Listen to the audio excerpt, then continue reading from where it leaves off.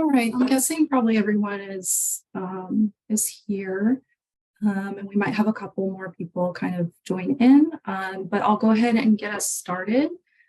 So thank you everyone for being here for the May Coastal Beach Water Quality Work Group meeting. I'm really glad you could join us today.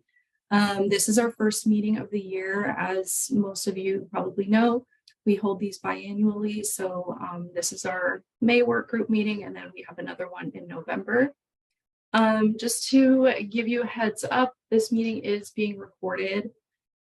So we will have the recording available at a later date for you to go back and watch the presentations. And then as we go through the meeting, a couple of housekeeping things. Please make sure you stay on mute unless you're asking a question. You can also use the icons pane and the raise your hand feature to ask questions, or just type any questions in the chat. And I'll introduce myself. My name's Amanda Blackwell. I'm an environmental scientist in the Ocean Standards Unit here at the State Water Board, and I oversee the beach program. So I'm going to guide us through the meeting today, but I just want to quickly introduce my supervisor, Kat Walsh, and my coworker, Michelle Robbins, who I work alongside, and see if you guys want to quickly introduce yourselves. Yeah, thanks, Amanda. And good morning, everyone. I'm Kat Walsh. I supervise the Ocean Standards Unit at the State Water Resources Control Board. Thanks for joining us. Hi, and I'm Michelle Robbins. I'm the technical contact for the beach program and assisting Amanda in quality assurance for the program, which I'll be giving a presentation later today. Great, thank you both. So I'm gonna go over our agenda for today. So we'll start the meeting with our regular, introductions and updates. So this is an opportunity for you to introduce yourself and share anything that's going on at your agency, any, beach program updates or any issues that have come up. Feel free to share. And then I'll cover some informational items that will be, helpful to you and just kind of give you some updates on projects we're working on. And then we'll get into our presentations and we'll have time for questions and answers. And we might have time at the end as well to address anything. So from there, we'll wrap up and talk about our next meeting and anything else we need to touch on. So, all right. And then to go over the presentations, we're going to have 3 for you today. So the first one will be from Tetra Tech. We'll have Shannon Quigley-Raymond, Lark Starkey, and Tim Tringali talking to us about risk-based bacteria source investigation strategies that they're working on. And then Eric Dubinsky is going to talk to us from the US EPA about the Justice 40 initiative and how that relates to our program. And there have been a few questions from you guys about that. So I think this presentation will help address those questions. And then Michelle, as she mentioned, she's going to be talking about the quality assurance program plan and reviewing that and where we're at with it. So those are our presentations for today. And we can go ahead and do introductions. So I first wanted to call out Eric Perez, who's at the State Water Board, and see if he wanted to provide any updates for us on the Safe to Swim network or share any information there. So Eric, if you're here, feel free to chime in. Good morning, everybody. This is Eric Burris from the State Water Resource Control Board. I don't have any updates or any information from the Safe to Swim network. Didn't want to have a meeting just to have a meeting. I think there's a lot of great content in today's meeting, and glad that we've been able to share this to our our greater audience. Thank you for hosting this meeting, Amanda. Great, thanks, Eric. So we'll go ahead and go into each agency. So is anyone here from East Bay Parks? Hi, this is Sabrina Sexton from the East Bay Regional Park District. I'm in for Hal McLean. We don't have any big updates. Program's been going pretty smoothly. Our biggest update is that Keller Beach is now at a yellow light, and we expect it to stay there with the 30-day geometric mean for a while. Crown Beach, we've been getting pretty good results most of the year, so that's it. Great, thanks, Sabrina. Anyone else from East Bay, or is it just you? It's just me today. Okay, great. Thanks for joining us. Anyone from Humboldt County?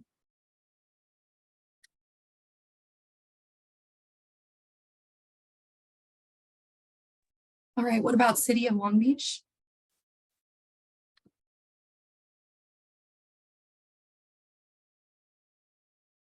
Anyone from LA County?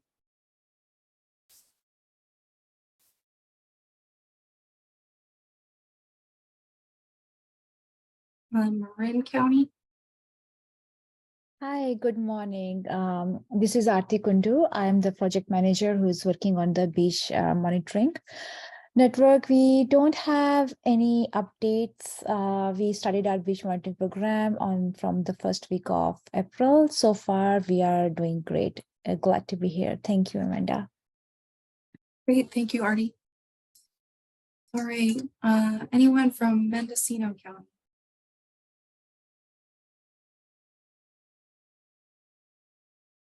Okay, what about Monterey County?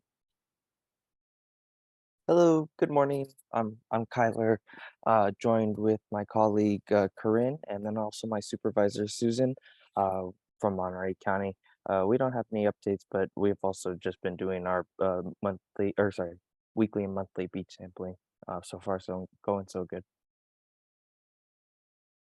Okay, great. Thanks, Skylar. And there are a couple other people from Monterey. Yes, hi, good morning. Corinne Al here with Monterey County with Kyler and Susan Raimondo. Hi, Corinne. Hi, this is Susan Raimondo. Good morning to all. This is our first meeting. So thank you for hosting. I'm glad you could join us. Thank you. All right. What about Orange County? Good morning. My name is Alan Maher. I'm with Orange County Environmental Health Water Quality Section. I'm here with a few of my cohort from my team, as well as the lab and public works. For our updates, or at least my updates, one thing is we released our biannual report for the years 2021 and 2022. So that's available on our website. That was a big achievement. In that report, you can see that all the postings, sewage closures, rain advisories for those years. For this year to date, we do have 62 rain advisory days. There was a lot more rain, as everyone saw this year. There was a total of 6 rain advisories that accounted for that. We had 1 sewage closure that accounted for 5.7 beach mile days, and a total of 70 general postings.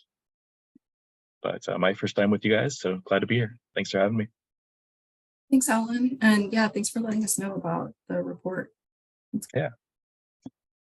Thank you, Alan. This is Sham, Water Quality Supervisor, Environmental Health.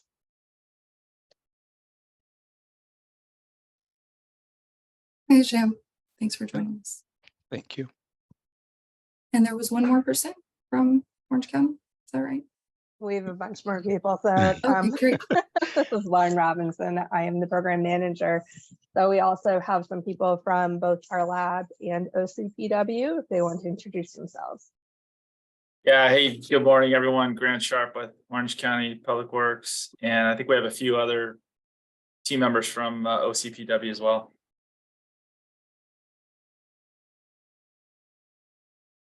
John Penn, also from OC Public Works.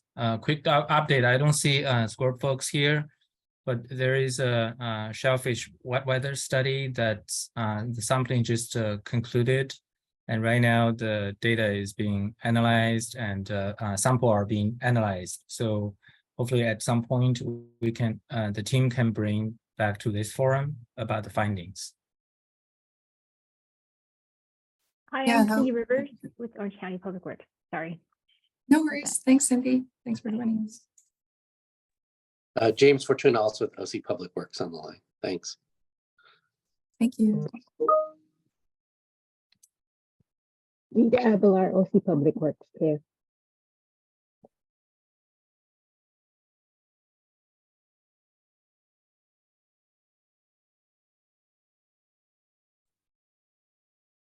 All right. Joe Guzman with the Orange County Public Health Lab. Great. Thank you, Joe. Thanks for joining us. Hi, everyone. My name is Mi-Hong Kim. I'm also from Orange County Water Quality Laboratory.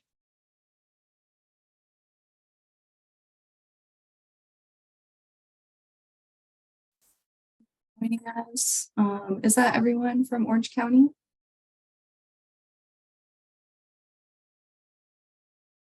All right. We'll go ahead and move on to San Diego County. Hi, can you hear me? I got new speakers. Yeah, I can hear you. Romina Shas from County of San Diego, Department of Environmental Health and Quality, Beach and Bay Monitoring Program. And we do have another staff member, Natalia Andres. She is new for our staff and she is also joining us. And we don't really have a lot of updates other than, can I bring up the GeoMean so I can open it up, Amanda? Is that okay? So they can contact me directly? Yeah, I don't know, Kat, did you want to address that, or I think we were going to look into it further we'll leave it for another day and try to get more clarification. All right, that'll work for me. Thank you. Okay, thanks. I'm glad to hear there's someone new. Does she want to introduce herself? Yeah. Natalia, go ahead and introduce yourself.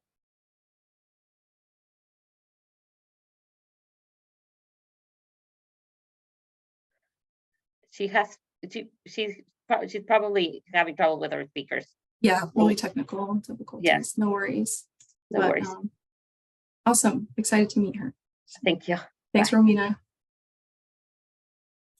Okay. San Francisco County. Hey, good morning all. Diane O'Donoghue from the City and County of San Francisco Public Utilities Commission. No huge updates. We quote survived unquote all the storms, and we only missed one sampling site at Candlestick Point, and it's because of due to flooding, and it's still quite a mess down there. So kudos out to my team because we were able to sample, and then due to safety, we're still sending out 2 people each time we post, depost, or sample a beach, as talked about in the last meeting. Great, thanks for that update, Diane. Appreciate it. I think Corey was coming. He might be running late, my cohort from Department of Public Health. I'm not sure if he's online yet. And I might have one other member from my team online. Jess? Yes, you do. This is Jessica Donald with the SFPUC as well. So I'm new to this meeting. Hello, everybody. Hey, Jessica. Glad you could join us.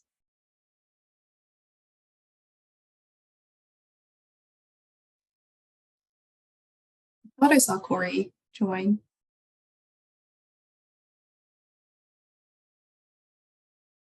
Yeah, he texted me he's running a little bit late, but he'll be okay, no worries. We'll move on. Okay, San Luis Obispo.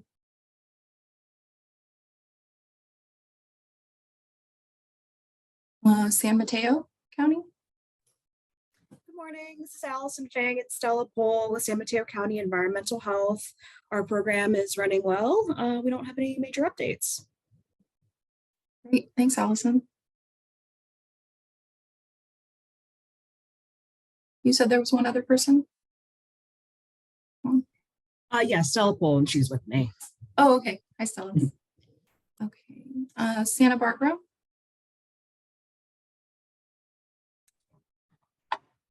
Jason Johnston, Santa Barbara County Environmental Health. Hi, I'm Marissa Sensulo, Santa Barbara County.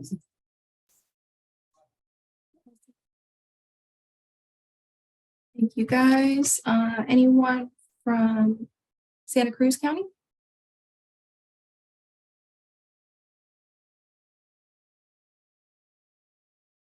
Sonoma County? Ventura County? Hi, Ashley Kennedy with the Ventura County Environmental Health. And we also have our ocean water quality specialist, Roxy here, as well as our technician, Christina, and hopefully Roxy can give some updates. We're all new to the ocean water program, so this is our first meeting. Thanks for having us.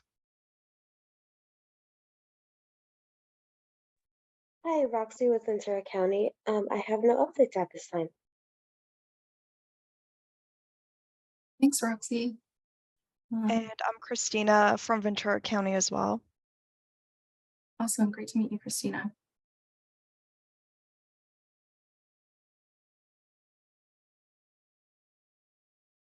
Okay, so then we'll go to anyone at the, I'll do anyone, the regional boards or the state board. Hello, this is Barbara Baginska from the San Francisco Bay Regional Water Control Board. And I'm following this group because it provides very useful information for our implementation actions that we try to achieve throughout the coast of our region for the TMDL programs. Thank you. Great, thank you, Barbara. Hi, this is Kira Tuso. I'm an environmental scientist at DWQ, and I'm here to listen in about the different ocean water quality topics. Awesome, thanks, Kira.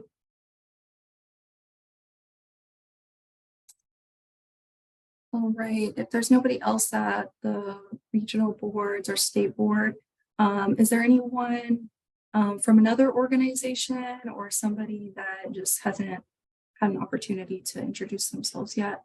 Please feel free. Hello, can you hear me? My name's Jason Beebe. I'm with Alameda County Environmental Health. I'm also the chair of the Northern California Technical Advisory Committee under CCDEH. It's my first meeting. Thanks for joining us, Jason. Yep.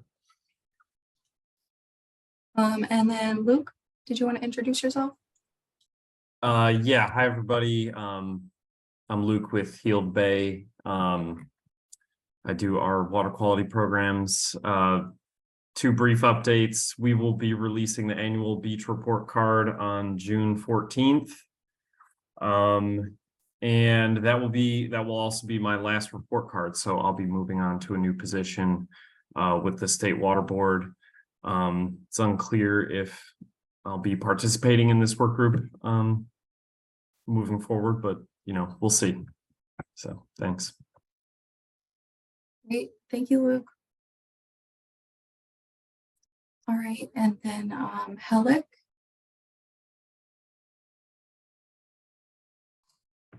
Hello, everybody. My name is Helic Rutten. I'm with EOA Inc. in Oakland. I do a lot of work in San Mateo and Santa Clara counties on behalf of their stormwater agencies. This is my first meeting. I am looking forward to listening to what everyone has to say about beach water quality and bacteria monitoring. Thank you. Great, thank you for joining us. All right, Eric Dubinsky. Hi, everybody. I'm Eric Dubinsky with US EPA Region 9. I am our beach program coordinator for the region. So I work with the state on the Beach Act grants and also work on our statewide coordinator for the TMDL program and integrated report water quality assessment. So yeah, you'll be hearing from me a little bit later in the meeting, but I'm filling the role. Some of you may have known Terry Fleming, who did this before me. He retired last year, so I've taken over in his shoes, and great to meet everybody. Great to have you here. Thanks, Eric.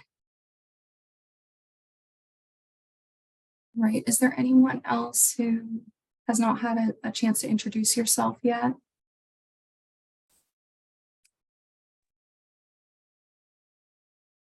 I think I hopped on just as you were finishing introductions for Orange County, but my name is Jesse Aragon with Orange County Public Works. Awesome. Thanks for joining us, Jesse. All right. If that is everyone, then I can go ahead and lead us into our informational items before we start our presentations. So let me share my screen again.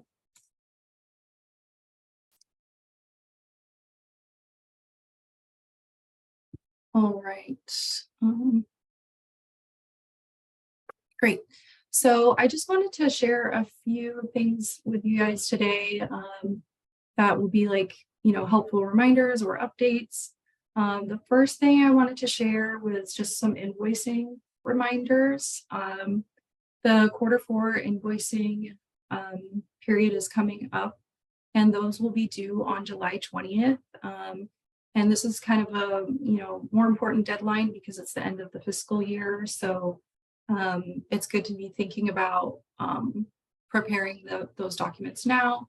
And so I wanted to give you guys a couple tips for doing that. So in your grant execution emails, you should have received a copy of the instructions for how to fill out the invoicing documents.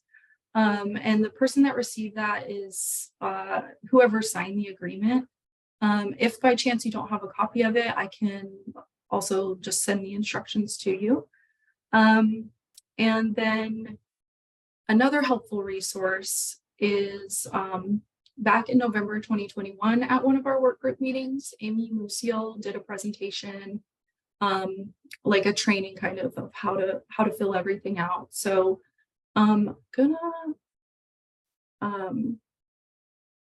I will pop this into the chat in a little bit, and then I will I'll also follow up with this presentation via email, so you guys have access to these links.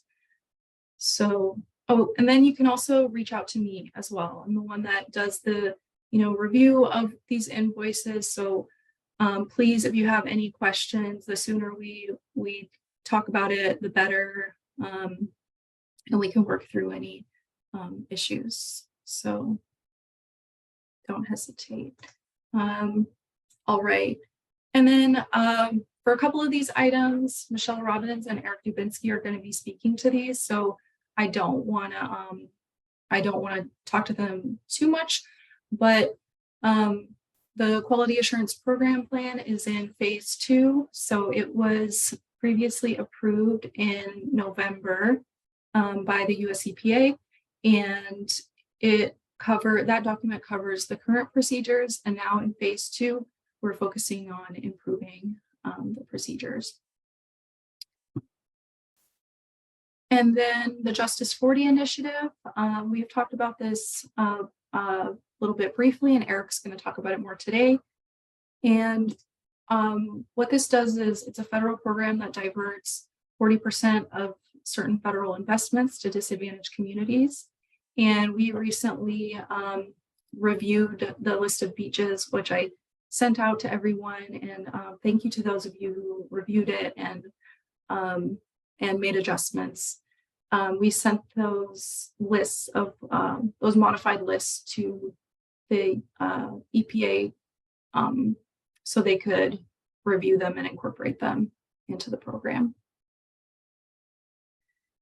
And then I just want to briefly touch on the bacteria summit. We're still in the beginning planning phases of the 2023 summit, and we're pulling in more perspectives from NGOs and tribes, and trying to take our time to do that and hear everyone. And then you can always get more information on the bacterial objectives website on the State Water Board website. And you can also see the past videos and presentations, and I'll be adding like registration information as it comes up. And then this is just linked to the work group signups. So yeah, this is just a helpful link if you want to sign up for information about this work group, about the Safe to Swim Network, or anything else. And like I said, I'll send this to you guys. So that concludes my my updates for you all. Does anyone have questions about these before I move on? Looks like Grant, you have your hand raised. Yeah, I was just curious if I may have missed this, but are there already dates set aside for the bacteria summit? There, we had a tentative date of September, but there's nothing set in stone right now. And yeah, so. Okay, great. Thanks. Yeah.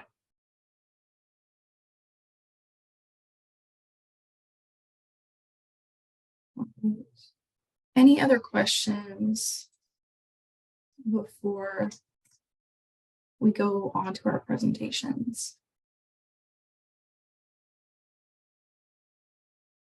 Right. Well, then I'll go ahead and see if Lark Starkey is here, or Tim Tringali, or Shannon Quigley Raymond. Yeah, we have a little bit of a cast change up. It'll be Clint Goshen and myself today. We had to do a little bit of a last minute change up, but yeah, we're ready to present when you're ready. Okay, great. I am making each of you said you and Clint, is there anyone else? Just the two of us. Okay, great. So you both should have the ability to share your presentations at this point. So I'll let you take the floor. Thank you so much for joining us, and I'm excited to hear about what you're working on. My pleasure.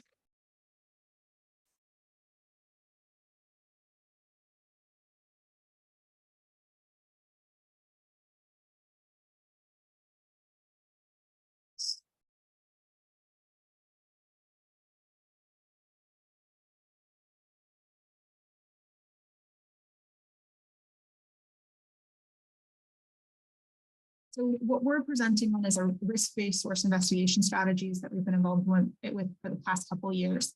Just a little bit of background on myself. I'm an environmental scientist at Tetra Tech. Prior to joining Tetra Tech, I was with the San Diego River Park Foundation, which is a nonprofit 501(c) organization in San Diego. There, I led the research and technical services division, working directly on monitoring and assessment, including ambient monitoring and including some microbial source studies with the regional board. My co-presenter today is Clint. Clint, I don't know if you're on mute. Introduce yourself. Yeah, good morning, everybody. Clint Goshen with Tetra Tech.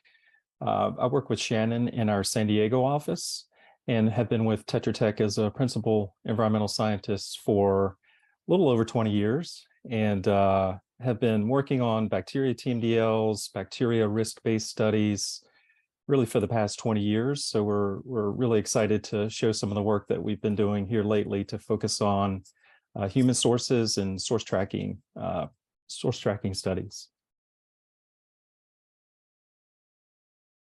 What I thought I'd do is I'll just go through a bit of background on developing our strategies. Clint will be chiming in as we go, and then we'll move a little bit more into the monitoring implementation. So just, as starting at the very top level, working on microbial source tracking and different molecular markers. there's some examples of molecular markers that can detect DNA in water include HF183, which is a commonly used marker for humans, room to back for cattle or other ruminants, canine markers and gull markers. And we'll talk a little bit more about gull markers as it relates to coastal water quality and influence of gull on HF183 and risk-based thresholds. As you're probably aware, HF183 has had broad acceptance and is used widely in the region. And just as a reason for why HF183 and why we're looking at human markers, starting with the bacteria TMDL cost benefit analysis, and even earlier, there are definite studies done by Solar and Boehm and others to evaluate the risk to recreators from sources of bacteria. And human sources and livestock are at a higher pathogen health risk, or more of a risk to make humans ill from swimming or other contact recreation compared to sources such as environmental reservoirs like bio. And then we have this a basic depiction over here where how this might get into our system. For example, a sanitary sewer exfiltration or a break that would then leak into the surface water and impact.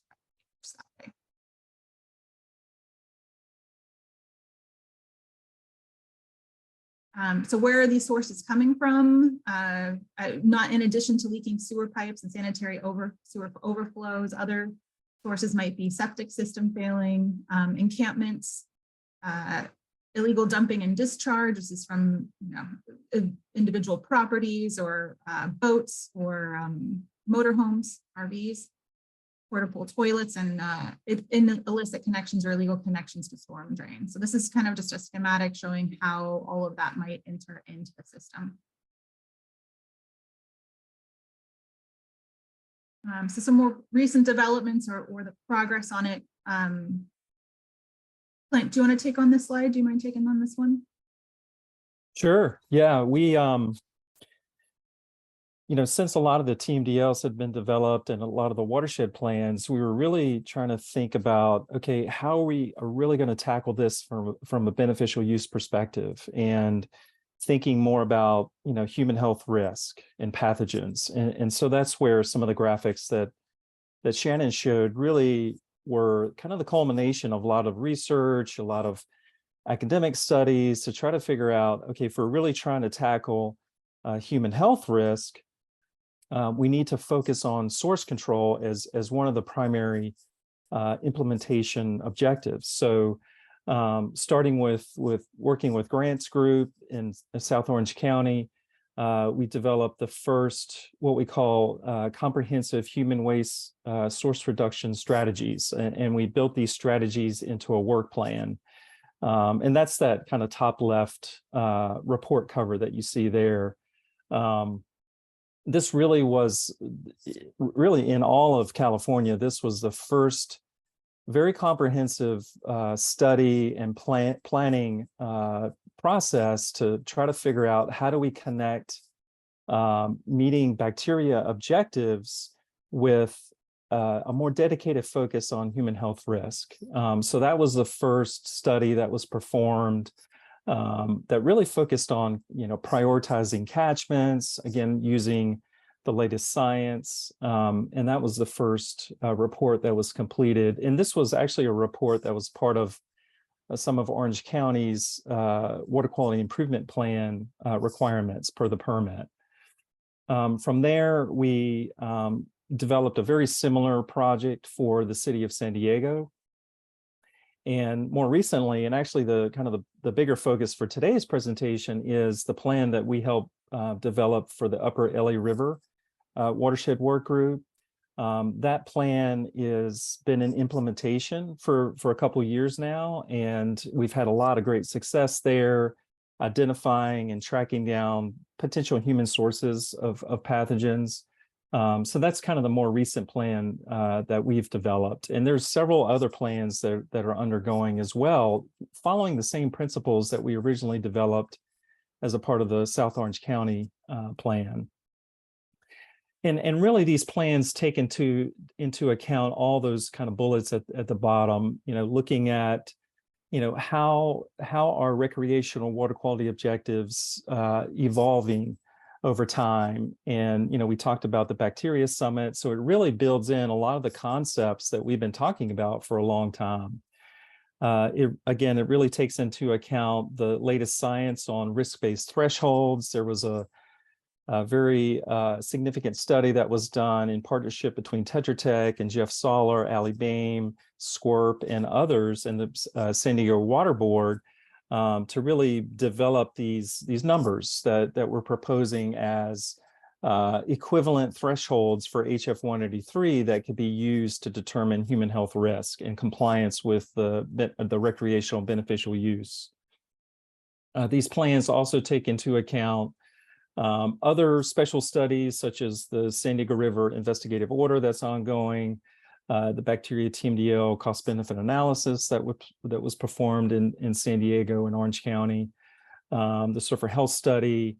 And again, really, this is kind of the focus of how do we address these really intractable, human health issues within our recreational water bodies. And these plans really provide the foundation for that. I think more as we go into the future development, the tentative TSO is one example where microbial source ID and abatement control measures are included. So depending on adoption, that may be a requirement for that TSO. Hey, Shannon, it's a little hard to hear you. Just a little bit. Thank you. Yeah, I'll try and speak up a little louder and see if that helps. Yeah, that's great. Thanks. This describing the risk-based approach is really a data-driven approach, looking at both sources and water quality data and focusing on the pathogen health risk. So this figure on the right shows the adaptive management of what this process looks like. It begins with development of a source criteria.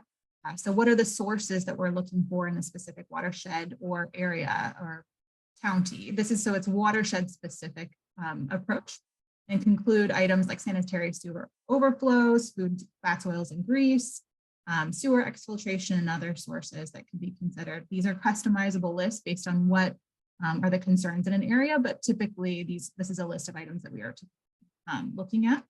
For water quality data, it depends on the water body.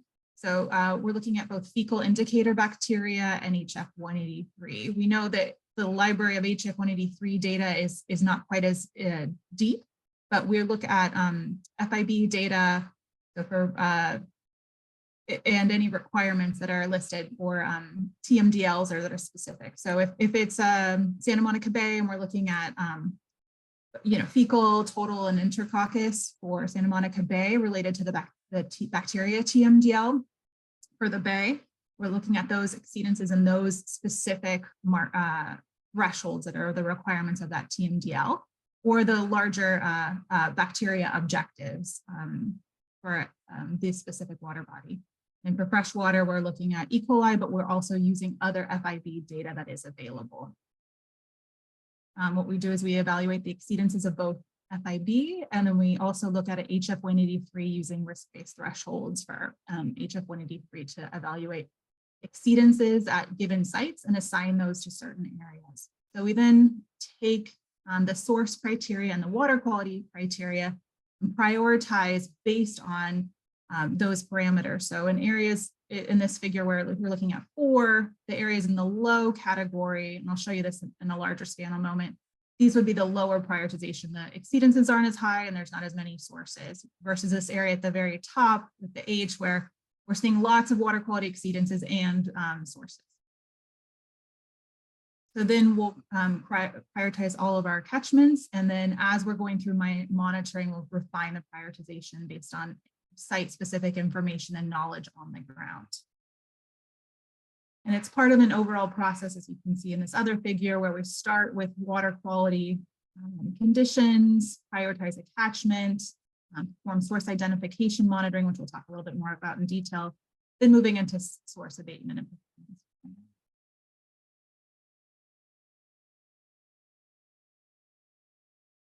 So here's a more detailed example using some real data.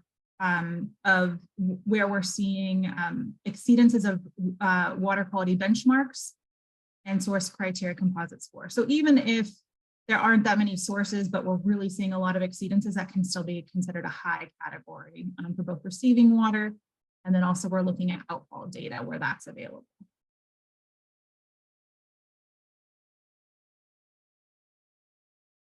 This is an example. Clint, do you want to talk a little bit more about this? Yeah, sure. So this is a example for South Orange County, and this was essentially the culmination of the catchment prioritization process.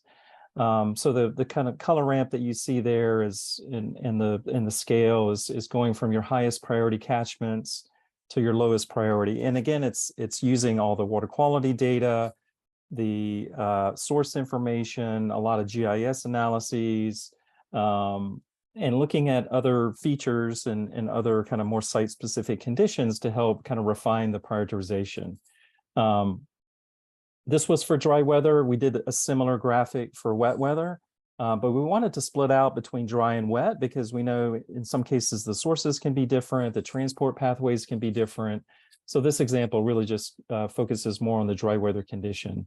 And this helped South Orange County and the co-permittees there figure out, okay, where do we want to prioritize our source tracking and abatement efforts? So they're implementing this plan and have been doing that for a few years now, and it's been really successful and making a lot of great progress. So this is just kind of an example of what the prioritization looked like.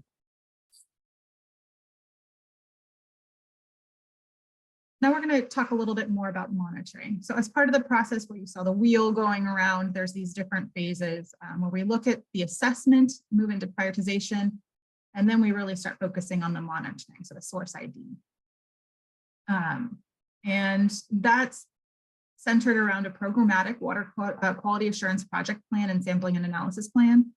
So even though we might be looking at we're looking at a larger area, we have a toolbox and action levels that we're using. And then for each individual investigation, then we start to hone down into an area of investigation specific monitoring plan. So in the larger programmatic QAP and SAP, we're looking at the action levels, a toolbox of methods, and our QA/QC procedures. When we get down to the area of investigation specific monitoring plan, we're looking at details of the specific sites that we're going to be sampling, outfall, receiving water and catchment sites, times of day. If there's flow data that indicates that peak flow, we're seeing a peak in the hydrograph at 4 a.m., then sampling might occur. We might pick a 4 a.m. sampling site at time and a 1 p.m. sampling. So we typically do a synoptic sampling where we'll do multiple times a day, but definitely using as local of data as we can to develop our sampling. And then frequency, how many times are we going to be going out? What we found is for our action levels, we're looking to get at over a 10% exceedance of any indicator. So to do that, what we try and we target sampling at least 12 events. So as part of the toolbox, it's included in our SAP QAP. We're looking at physical markers, material markers, viral markers, and chemical markers. And depending on the investigation, we may need to implement several of these. At minimum, we're looking at bacterial markers, so the FIB, the specific FIB we should be using, and HF183.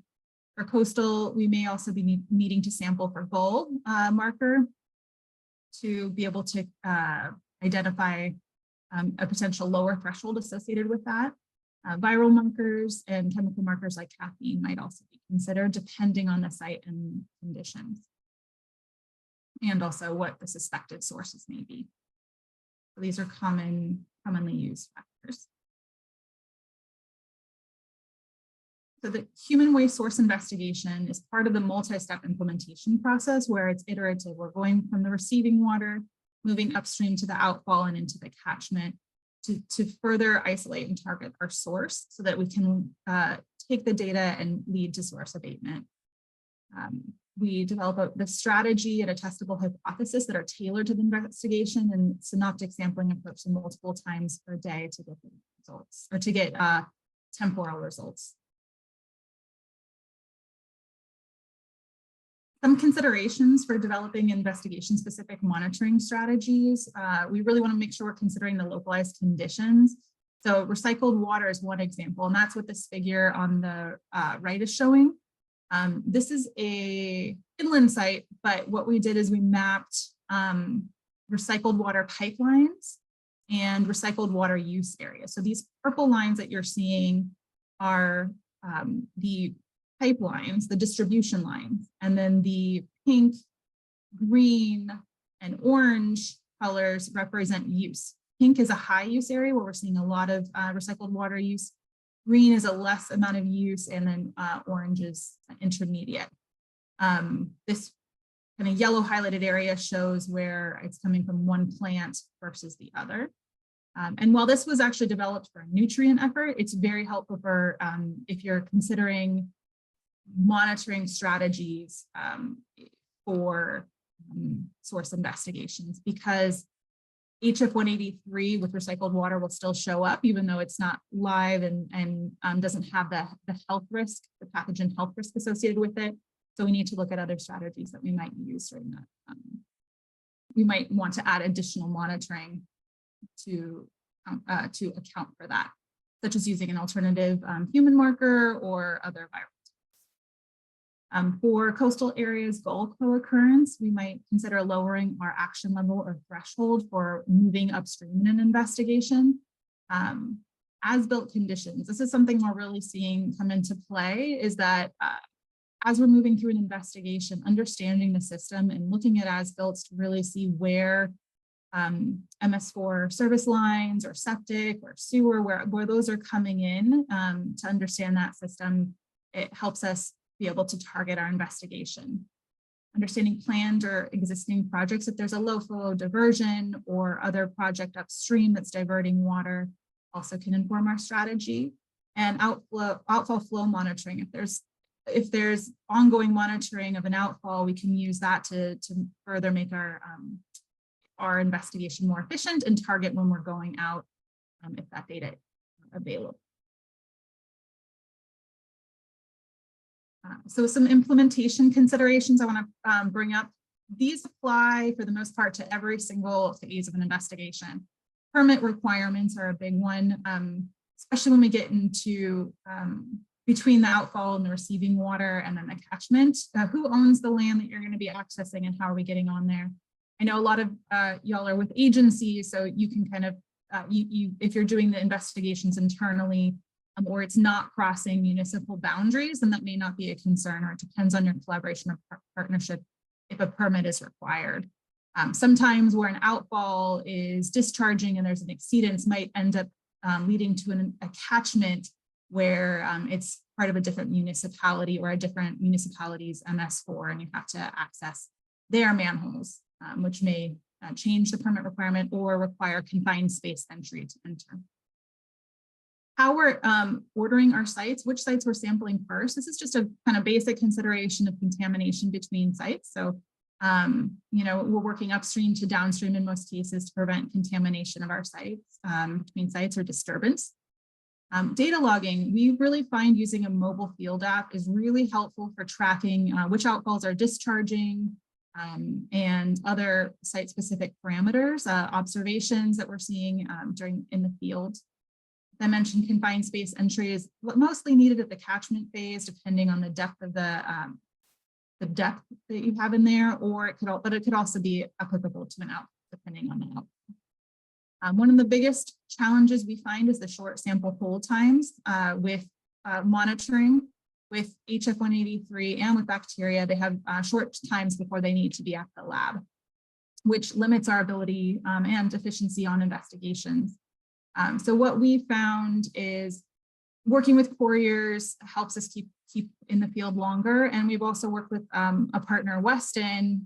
Weston has mobile field filtration. So we'll use their mobile field filtration equipment, and then that extends the hold time on the HF 183 sample, which allows us to hold our HF 183 samples on dry ice, get them to a -80 Celsius freezer.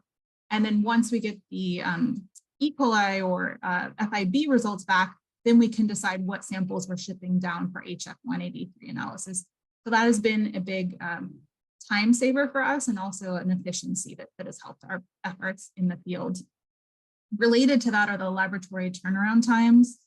Because some of these sources can be transitory, trying to get the results back as quickly as possible helps us make our investigations the most effective they can be. So we've started to work with shorter hold times, expediting samples so that we can get, we know all laboratories are busy, especially if you get towards stormwater season. So even if it's dry weather, but it's in stormwater season, we know these labs are busy. So expediting our turnaround times helps us move quicker and implement our investigation field activities much quicker. Lastly, adaptive management, I think, is a big consideration in the field where we're seeing a lot of needs to pivot. Maybe it's the as-built that's changing how we're going to sample or where we're going to sample, or other factors that you might need to consider. So just being adaptable and flexible, but also well documented in that approach and including it in your QAP and SAP are important factors.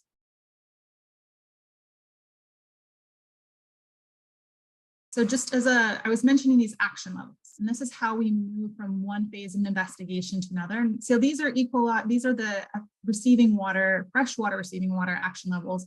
But similarly, these action levels can be tailored to the FIB. So for beach water quality, using Enterococcus could be used instead here. But what we're looking at is an exceedance of the 320 CFU and over 10% of the results exceeding that action level.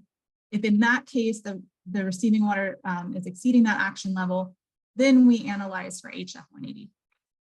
This is higher, these HF183 thresholds are higher than you would see for potentially a compliance standpoint, but what we're looking at is targeting the largest sources of human waste and pathogen health risk. So we're looking at the worst of the worst, if we can, and targeting those first. So that's why we're looking at these bit higher targets. And again, we're looking at for a 10% of results exceeding the action level.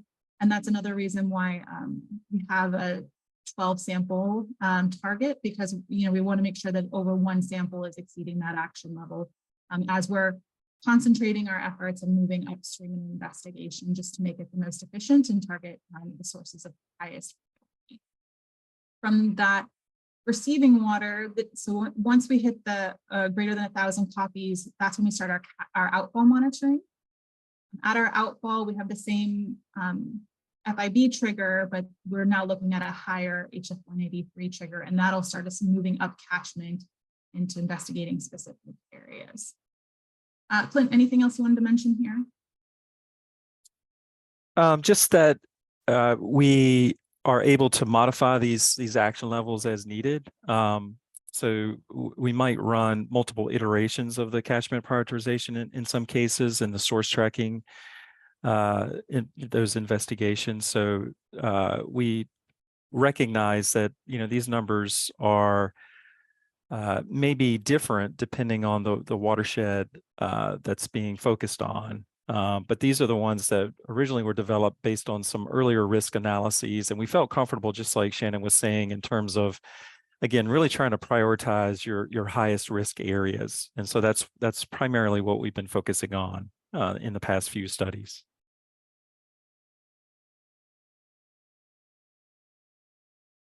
An example of an outfall monitoring. We generalized the sites, but it's an example of what we're seeing as far as results and how we would develop our monitoring plan. So after we've exceeded in the outfall at the receiving water, we're now looking at outfall sites. And so we have identified 4 outfall sites here theoretically. We're going to be going out weekdays 2 times a day, morning and afternoon, within a short period of time, looking to collect 12 samples. In this case, what we found is 3 of the outfalls were discharging in every event. So we were able to collect a sample. This 4th outfall was dry. So no samples were collected, and then therefore this outfall and the outfall catchment are deprioritized. So this is no longer a focus. When we get to the FIB marker, we're looking at E. coli in this case, where 88% of the samples exceeded our threshold of 320. 50% for this outfall 2 and 100% for outfall 3. for all of these are above the 10% threshold. So then we moved all the samples that exceeded over to HF 183 analysis, where for outfall 1, 60% had human marker. For this outfall site 2, 4% had a human marker, and 100% of the samples on outfall 3. So from this case, you see on the bolding what we're indicating here as the outfall 1 and outfall 3 would be the highest priority investigations for us to pursue upstream. So we would move these 2 outfalls to upstream source catchment investigations. Start at the first split in a watershed. So kind of what is the next point when 2 pipes meet? Start our investigations there and then move further upstream as needed to further isolate the source.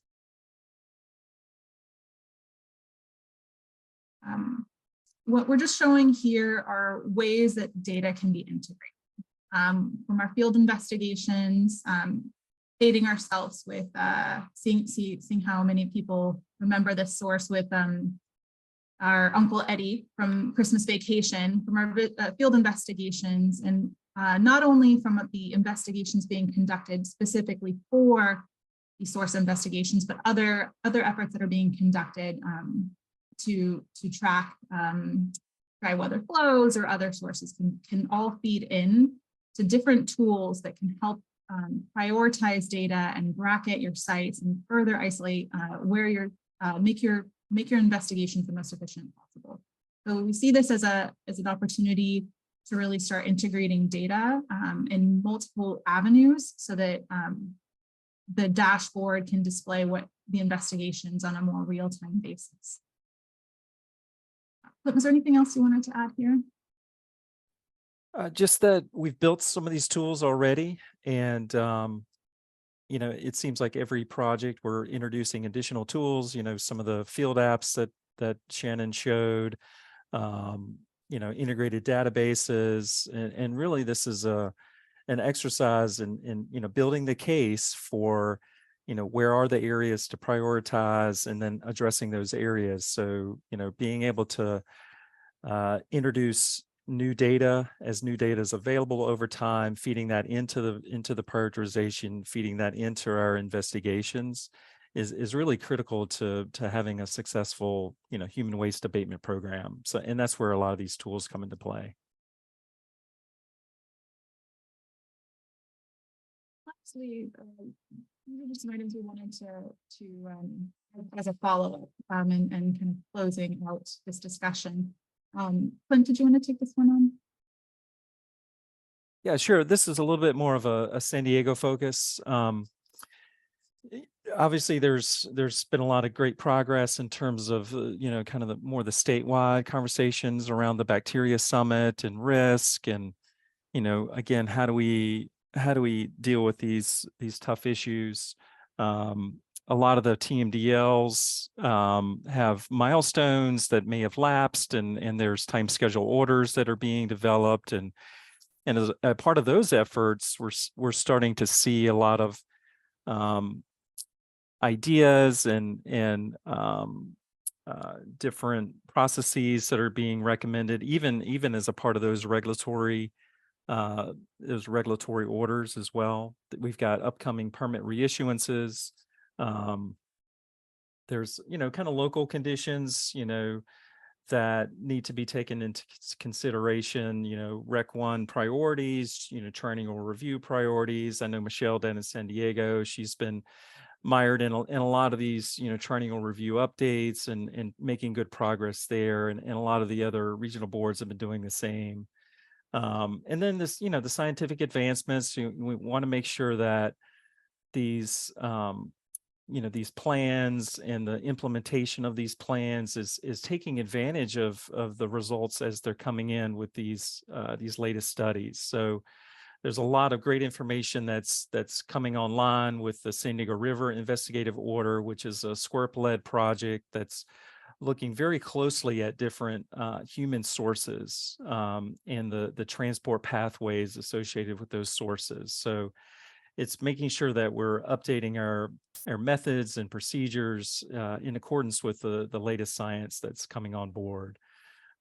Thresholds are a constant conversation. You know, what are the right thresholds when we're thinking about human markers or some of the other some of the other indicators that are out there.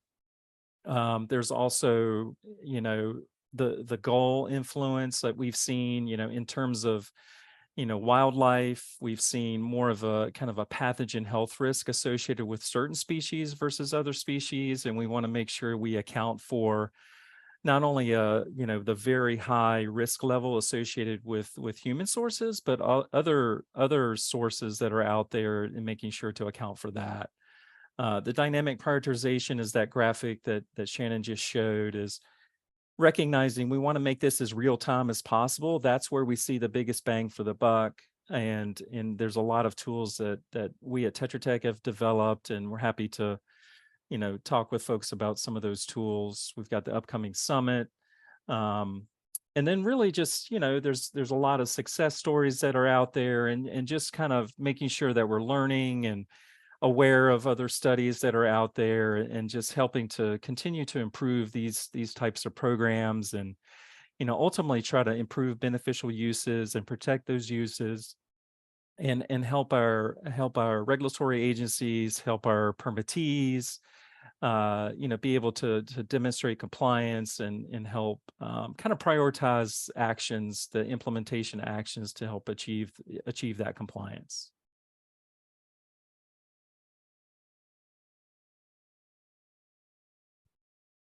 All we have for you. If you have any questions, please, I'm happy to take any now, but also you can reach out to us. Our emails are listed right here. Thanks for your time. Yep. Thanks, everybody. Awesome. Thank you so much, Shannon and Clint. I really appreciate you sharing all the great work you guys are doing. We're ahead of schedule, so we have plenty of time for questions. If anyone has any, please raise your hand, or you can just jump in and ask, or put it in the chat. Either way is totally fine. So feel free.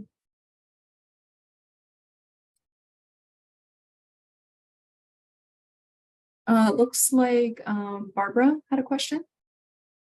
Yes, well, this was a very interesting presentation, and but I can't stop myself from asking a question about the thresholds, how these thresholds for the human markers were established. Is there somewhere I can read about it? Or is there a report that you can share with us?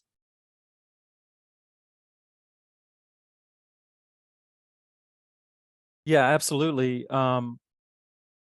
A lot of that documentation is in several of those human waste plans that we showed in one of the earlier slides. Maybe Shannon, if you could bring that slide back up. That slide doesn't include the links to those reports, but we'll be happy to follow up offline and give you those links, Barbara. Okay, that would be fantastic. We are developing a new TMDL for sort of more of an urban area.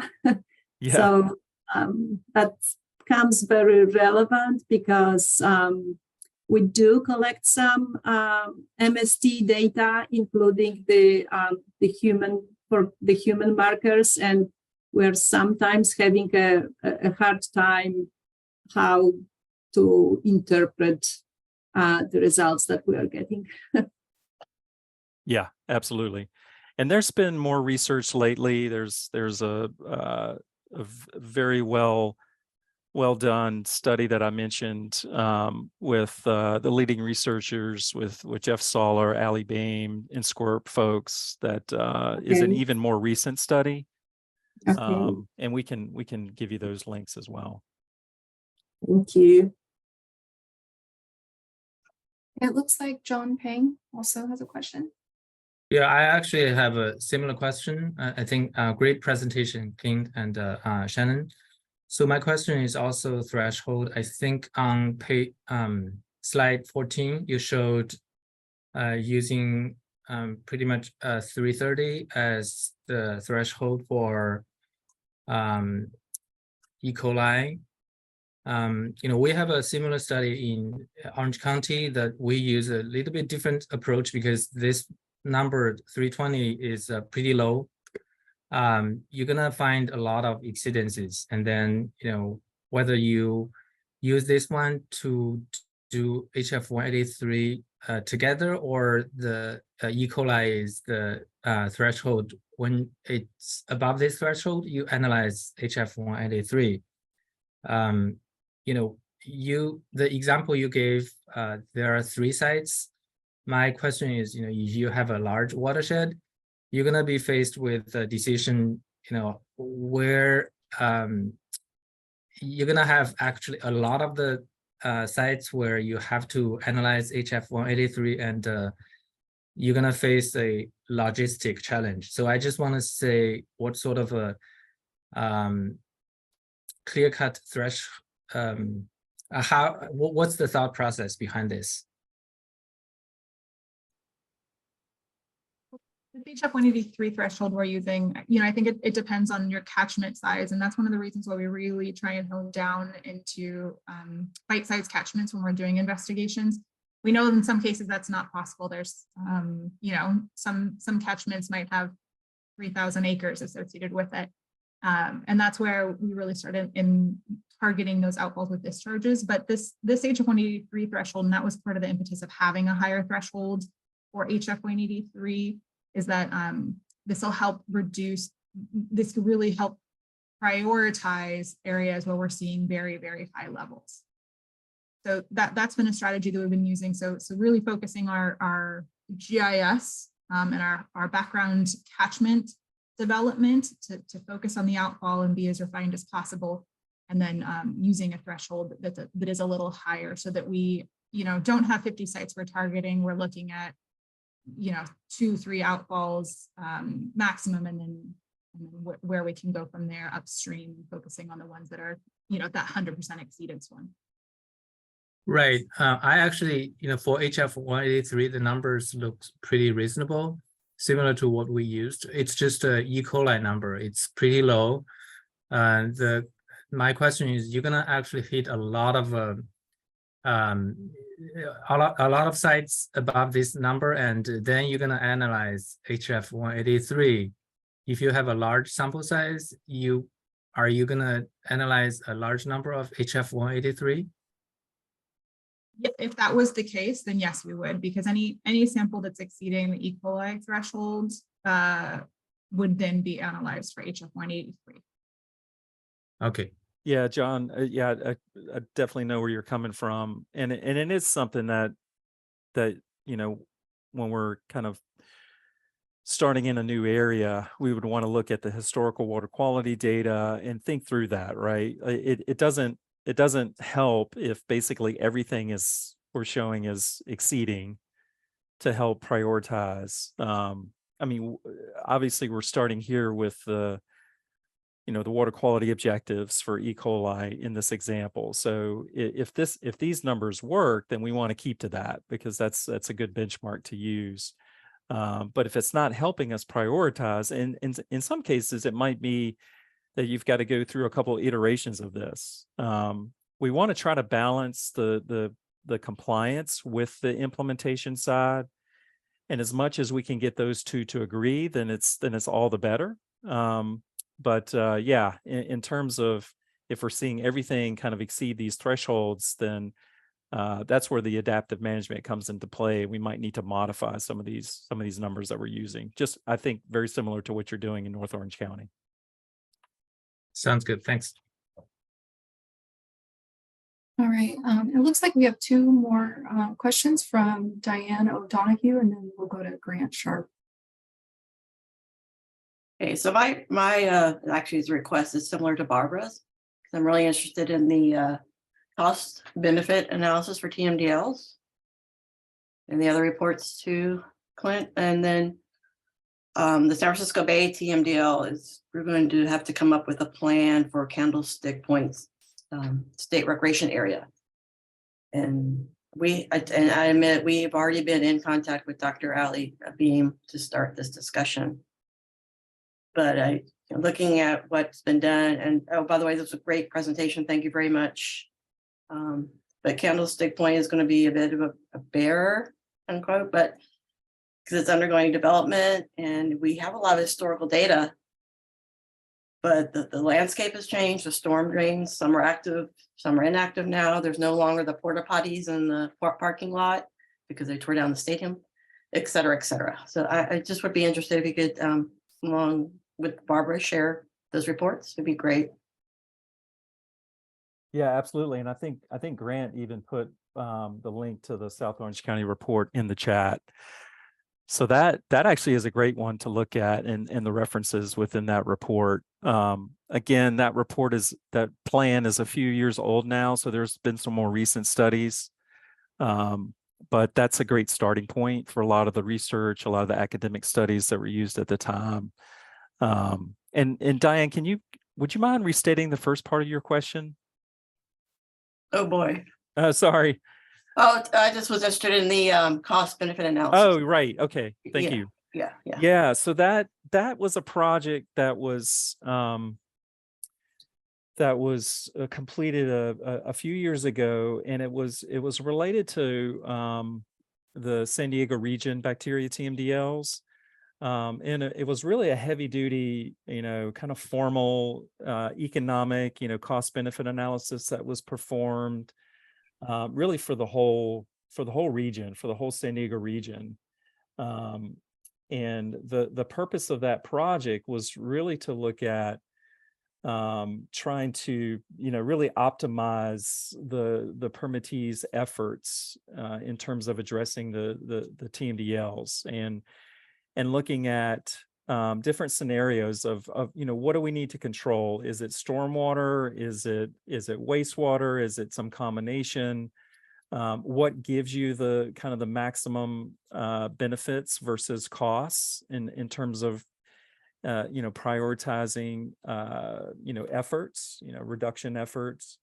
So that study really was important because it really did demonstrate that by focusing on really the source of in a lot of, especially the urbanized watersheds, really focusing on potential areas for sewer cross contamination, exfiltration, really human sources overall, was really showed that that's your kind of your greatest benefit and for the lowest cost. So focusing on reducing human sources of waste that is associated with these pathogens really is the way to is the way to go in terms of addressing this issue. And so that project really provided all of the the hard evidence to support that concept for focusing on human sources.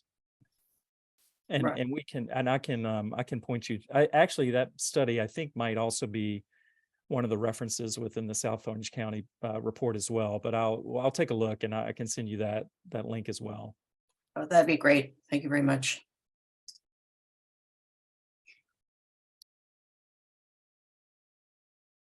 And it looks like Grant had a question.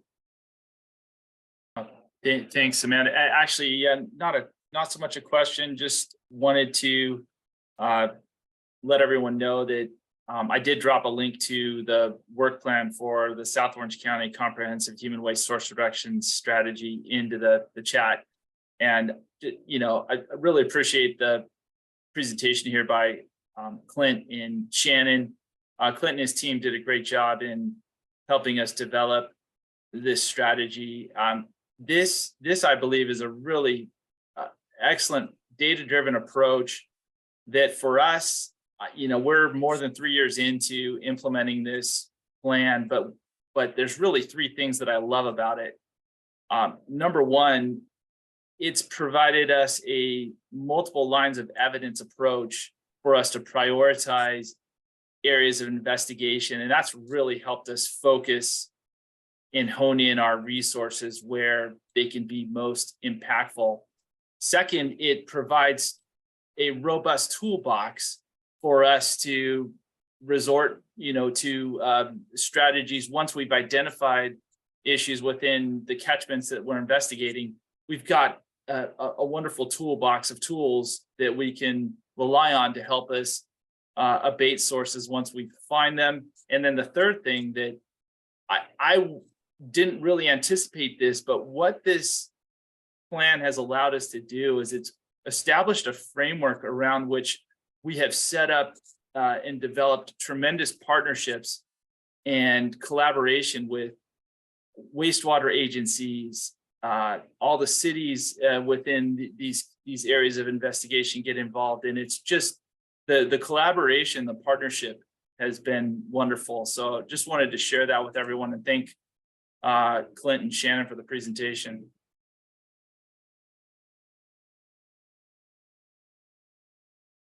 Thanks for sharing that, Grant. And it looks like we have one more question from Cindy. Yes. Hi, Clint and Shannon, great presentation. I was just curious, you did present about the influence of recycled water on HF1E3 detections. And so I was just curious from your experience, for the catchment areas with recycled water influence, what tools and or process have you found helpful to differentiate HF1E3 detections between recycled water and raw sewage? It's one of the considerations that's been involved, but this is something that we consider, but so far the investigations we've conducted for Upper LA River, that has not come into play. So while we haven't actually had the implementation experience, maybe others on the line have, our plan is to look at potential of using HUMM2 as a alternative human marker, as an approach that would not have the same false signal or other viral tests.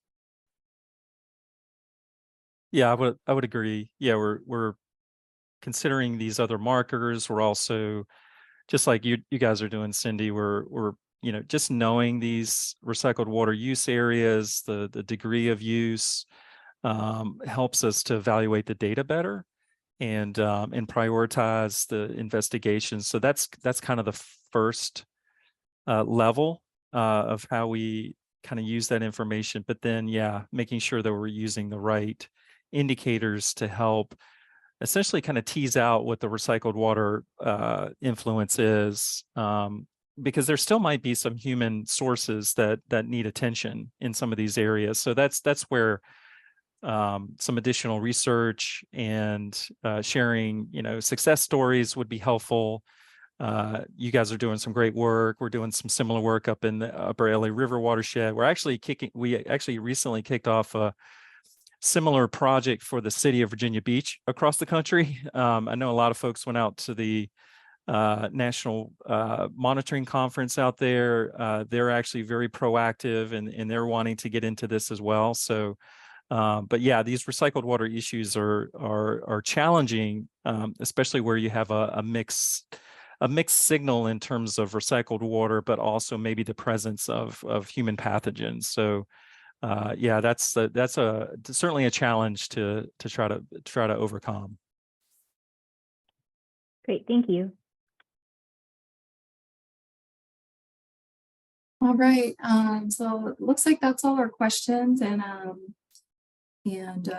we're on schedule for the next presentation. So thank you so much, Shannon and Clint. I really appreciate you guys joining us today and taking the time to share more information about your work. I think I'll ask you to share the presentation with me if that's okay, and then I can distribute it out to the attendees. Yeah, but thank you so much. Appreciate it. Yeah, absolutely. We'll get some hyperlinks included and send it over to you to distribute. Okay, perfect. Thank you. So we're at 10:20 now, and so Eric Dubinsky and his team are going to present on the Justice 40 initiative and the EPA's beach program. So I believe it's Eric, and Eric, I'll let you introduce your team. Okay, thanks. Yeah, I'm joined today, I believe she's on, by Andrea Contreras-Balbuena. Andrea, are you out there? Yes, sorry, I was on mute. Yes, hi, how are you? Yeah. Good to see you. So Andrea and I work at EPA on the beach program. And so this is the program that provides funding to coastal states to do coastal beach water monitoring. And California's program is partially funded by this grant program.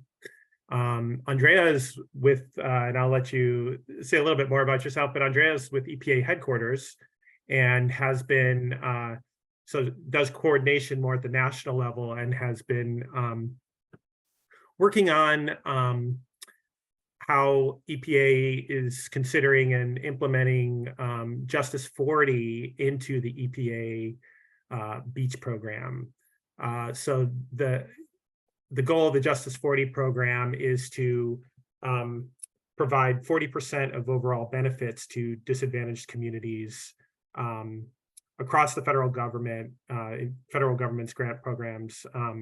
And so what we've been trying to do is to look at this and determine how this can be folded into the Beach Act grant program. And so what I did earlier this year was worked with Andrea and then also with the state. So Amanda and we provided a preliminary list of beaches that EPA used, developed using our initial classification criteria, which Andrea is going to explain, and wanted to get some feedback from the state and the counties that are doing the beach water quality monitoring and the entities within California that are doing this to see what kind of feedback you had on what we were providing as far as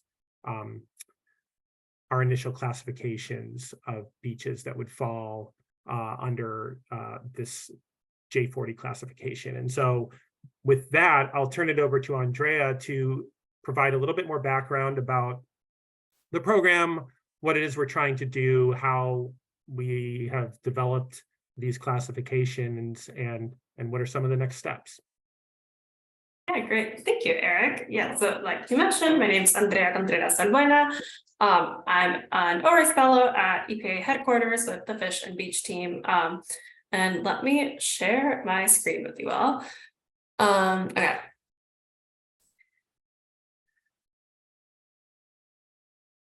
All right. And you should see, let me know if you can see that. Yes, yeah. All right, cool. I'll start presenting. Yeah, so I have a couple of slides. And then can you see the full screen? Can you see the presentation displayed or? I can't see it displayed. I'm just seeing like the. Okay. Yeah, it looks like you maybe need to put it up into presentation mode. Yeah, it's loading on my end, so I'm sorry about that.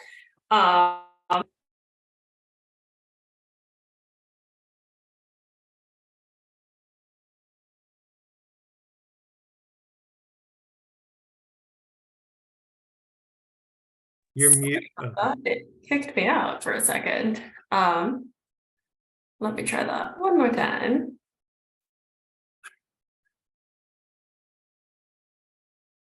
All right.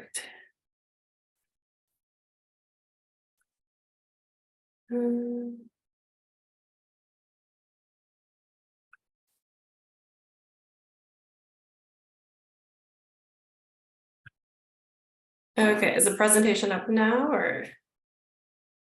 PowerPoint is up. You just need to flip it into presentation mode. Yeah. I think it's just lagging a little bit. Yeah, it's loading on my end. But yeah, I can get started introducing. Yeah, and Andrea, you're freezing a bit, so maybe turning off your camera will help.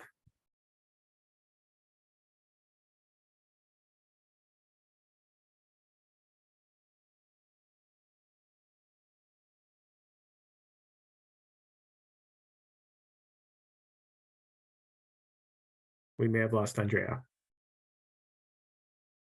Yeah, we may have. We'll give her a couple minutes and see if she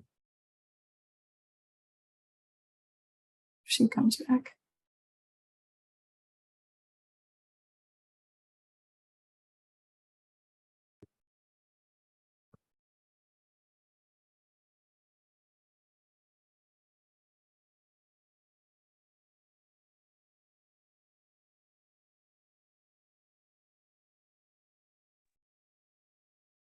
See if I can get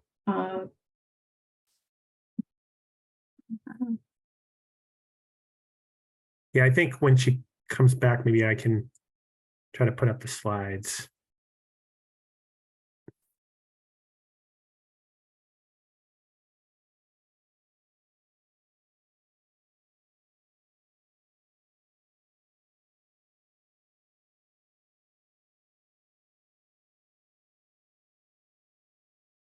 Okay.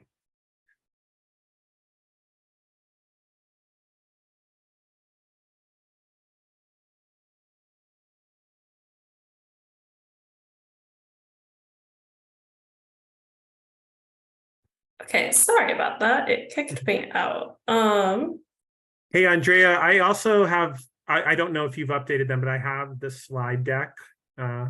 If you want me to That might be, run the slides, if you haven't, yeah, if you've updated anything, but yeah, they're pretty similar. I can run. okay, So we just think, yeah, sorry about that. let's try that. In fact, I'm gonna do that, and then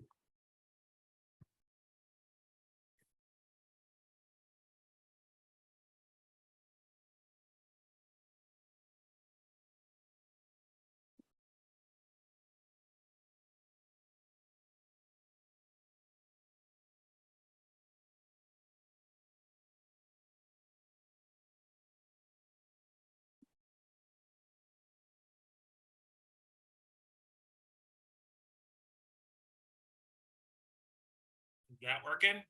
Yep, they look Yeah. good. Great. All right, thank you, Eric. I'm sorry about that, everyone. Yeah, so I'm going to talk a little bit about the intersection of the Justice 40 initiative and our beach and notification monitoring program. And as you can see, it's my supervisor, Lisa Larimer's name that is up there. I am presenting instead, but yeah, we can go on to the next slide. Yeah, so in this presentation, I'm going to cover a lot of different things, but first I'm going to give you some background on Justice 40 and the programs that are covered by this initiative. Then we're going to talk about how we determine what the disadvantaged communities are, how Justice 40 relates to our program, and then how we're identifying the benefits that we report to Justice 40 and the beaches that are serving disadvantaged communities in our program. And then, like Eric mentioned, a little bit about the next steps that we're up to. So yeah. Basically, Justice 40, really broadly, Eric explained it, but it's a federal government initiative to make sure that 40% of overall benefits from certain federal investments are going into disadvantaged communities. And they state that these are marginalized, underserved, and overburdened by pollution. If you go into the White House's website, they have a lot of like executive orders and communications defining this further, but I just want to make a special note that to point out that it does talk mostly about benefits from programs and not funds, which is a little bit important for a program, but yeah, next slide. So to more like, right, actively work toward this Justice 40 goal, the federal government identified different programs that fit into like the big umbrella term of projects that we're working on. So they like designated different programs from across all sorts of agencies, including the EPA, to be a Justice 40 covered programs. And you can see the list. That's kind of the criteria they use to select these. We can go to the next slide. Yeah, so you might have noticed that the Justice 40 initiative wants to make sure that 40% of benefits from federally funded programs are going to disadvantaged communities. So what are these disadvantaged communities, right? So they came out with this pretty useful tool called the Climate and Environmental Justice Screening Tool, which I will be referring to as CJUST because that's quite a lot of words to string together. That it uses a lot of different kinds of criteria to identify what a disadvantaged community is for the purpose of CJUST. if you look at the map on the screen, you can see a lot of different polygons or like shapes on the map. Some are shaded, some are not. These are census tracts. And the way the tool works is it looks at a lot of different environmental and demographic criteria about the different census tracts. And based on like how they rank relative to other jurisdictions and like their percentiles nationally, they will determine the area to be a disadvantaged community or not. Next slide. So a little bit more about CJust. It uses a lot of different categories. You can see the list. If you log into their website, they actually have really nice breakdowns. I recommend taking a look if you're curious, but they range from like things related to climate change to health burdens to affordable and sustainable housing. Next slide. And like I mentioned, right, they look at a lot of different factors and they have some like logic tests to see if they like pass or fail. So basically they look at whether or not, like they look at different, they usually combine an environmental factor to a more socioeconomic indicator. So in the next slide, I actually have some examples, which I think helps clarify it a lot. So you can go, yeah. So yeah, here are some examples to get a better idea, but right, the category for this first one is affordable and sustainable housing. So CJust pulls data from that census tract and it will identify the census tract as disadvantaged, right? So first we have like the if, so if it has above the 90th percentile for lead paint and median home value is less than the 90th percentile, or like above the housing cost burden. So it has to fit all of those categories in the first bullet point, and then it looks at whether or not they're in the 65th percentile for low income and 80th percentile. And that 80% or more individuals are not in higher education. So they have a lot of different factors, and it breaks it down per census tract if you look in the tool. But basically, it takes all these tests and does a pretty nice display of like a yes or no map to determine whether or not a community is identified as disadvantaged for the purposes of Justice 40. And we can go to the next slide. So what does this whole initiative of all these different designations for the census tract have to do with our beach program? So last year, it was announced that our beach program was one of those covered programs. And as a result of that, we have some requirements that we're carrying out to work towards this 40% of benefits flowing to the disadvantaged communities. So the first one is we had to develop some methods and identify some benefits to be able to track, right, like what our program is providing and how it plays out nationally. And then, like Eric said, this past couple of months, we've been engaging with our stakeholders and our beach programs to make sure that, right, like the benefits we identified make sense, and that the method we use to characterize our beaches is like, right, relevant to all the local knowledge and expertise that program managers have. Something I do want to note, everything is preliminary, right? As the Justice 40 initiative keeps developing, we keep getting new like feedback for where to take this program. And as we're talking to all of the regions and our beach coordinators and like the jurisdictions running their programs, right, we're changing and tweaking our methods to make sure we're characterizing our beaches accurately. So it's a very iterative process, but yeah, these talks and feedback from y'all is super helpful. All right, so next slide. So, right, what are our benefits under the Justice 40 program? So the first one is we're looking to make sure that beaches have their water quality monitored for bacteria. And the second one is that we just have a notification program to be able to alert the public whether or not it's safe to swim. So, right, that makes sense. Our program funds monitoring and notification action. So that's kind of what we've captured. And if we go to the next slide, here you have like a more technical breakdown of how we're actually quantifying that. So for the monitoring benefit, we are looking at how many monitoring samples are taken at beaches serving disadvantaged communities and comparing that to the total number of samples collected in all beaches nationally. And then for the notification benefit, we're looking at which beaches that serve disadvantaged communities have a notification program. And then we compare that to the number of beaches serving disadvantaged communities. So the total number of notification programs in all beaches. And I do want to note, we're not basing this off of actions of advisories because we know that different jurisdictions have different criteria for beach handling, beach closures and all those things. And we just want to make sure that they're able to provide the public with information on their water quality and the beach. Yeah, next slide.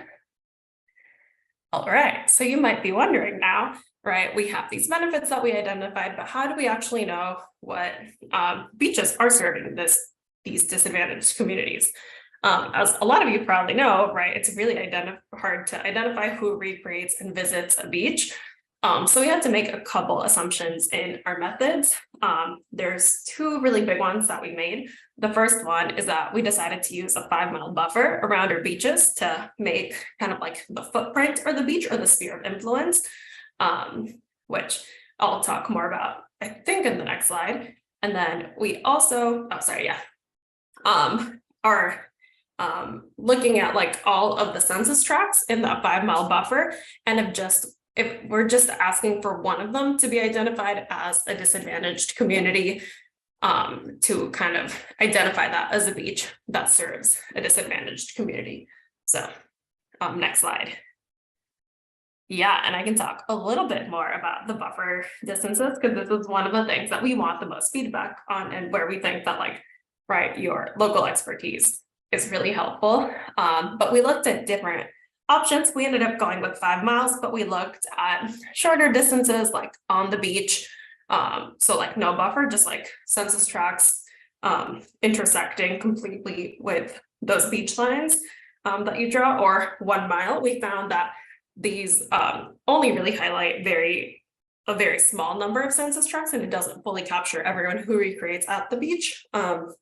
Coastal properties also tend to be higher income, so it's not super reflective, right, of everyone in the beach. And then we did 5 miles, and we thought this was a small enough buffer that it captured people who are like really heavily visiting beaches and who are the closest.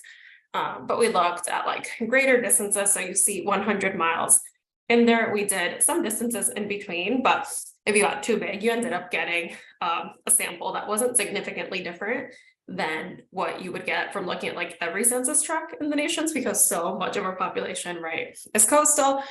So those like bigger distances weren't super useful. And then something that we also looked at is getting a site-specific distance determined for every single individual beach. So like, right, people know how far people travel to visit the beaches near them, right? Like somewhere like New York, you might only travel 1 or 2 miles because it's so densely populated, versus somewhere like California, you could drive for 3 hours to visit a beach you're really excited about. So being able to account for those differences. We currently don't have like the full manpower to get all of this done. And we also would like to have a default distance that we can use in case that a jurisdiction isn't able to provide this information. So that's kind of where that 5 mile assumption came from. Next slide. Yeah, so now I'm going to walk you through the process of actually selecting these beaches. So yeah, next slide. So we relied on 2 primary data sources. So the first one is the CGIS tool that I just talked you through earlier. And this has a lot of like our environmental justice and population data. And then the second data set we used for this analysis was looking at the Beacon e-beaches system. So this is data provided by jurisdictions all across the nation. And you can see those like orange segments, those are the beach shapes. And we not only get spatial data on the beaches, but we also get data on water quality, monitoring data, and notification information. So that's how we're able to track the benefits. All right, next slide. Oh, and I just wanted to point, these data sets are really great because they're nationally consistent, which doesn't always have, there's not a ton of data sets there that cover the entire US and their coastal areas. So the first thing we did was, right, we made that 5 mile like sphere of influence or like footprint for the beaches. So right there, you see those orange lines again. We did a 5 mile buffer around them. That's that shape in purple. We call them like beach polygons for the purposes of the analysis, but basically we just traced out what 5 miles around this beach looks like. So next slide. All right, and then we just overlapped with the census tracts, and then any census tract that like touches that 5-mile radius was selected to be included for the analysis. So even if it's just like a smaller section of the census tract that intersects with the beach, we decided to include it. We also know that like some census tracts in less populated areas are a little bigger than census tracts in really heavily populated areas. So it helps to account for some of that difference in distance. But yeah, and by selecting these census tracts, these are the ones we're kind of considering and characterizing to determine who this beach is more directly serving. So next slide. All right. Then the next thing we did is pretty simple. We just highlighted, right, which ones are serving which census tracts were identified as disadvantaged by CGEST. So we have, right, the light blue color is the disadvantaged census tracts. The red color is the other census tracts. Next slide. Now we did a really big overlap. So this like nerd rope looking shape as the beaches in that green yellow color are the beaches serving disadvantaged community. The purple beaches are all the other beaches. And if we go to the next slide, that looks a little bit simpler.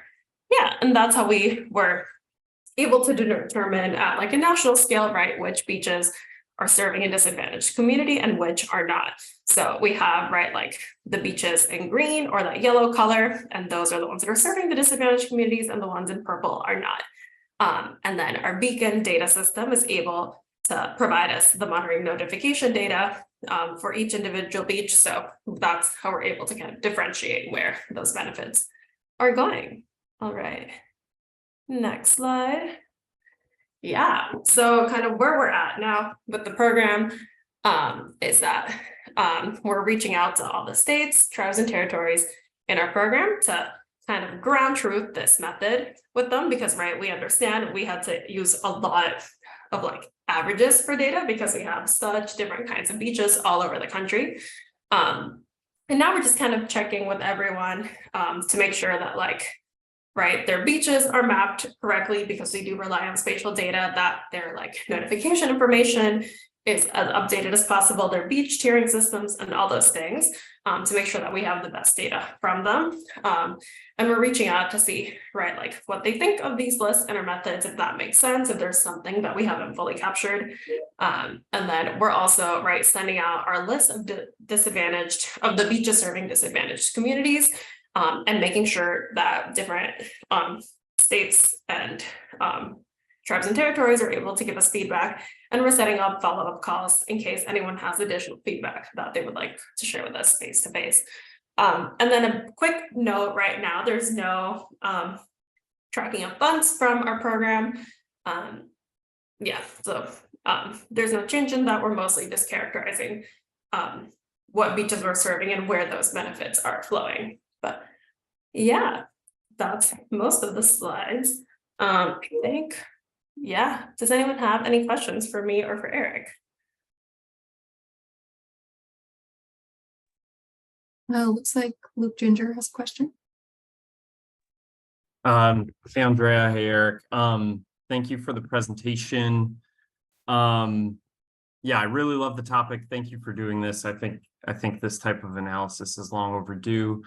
I had one question. So I kind of did my own analysis for like Los Angeles County. I replicated what you did, and I found that basically, you know, the entire coast of Los Angeles County qualifies here, which I don't know, that didn't sit well with me because you have very wealthy areas kind of looped in with disadvantaged areas. So I was wondering if there's a plan for any type of prioritization.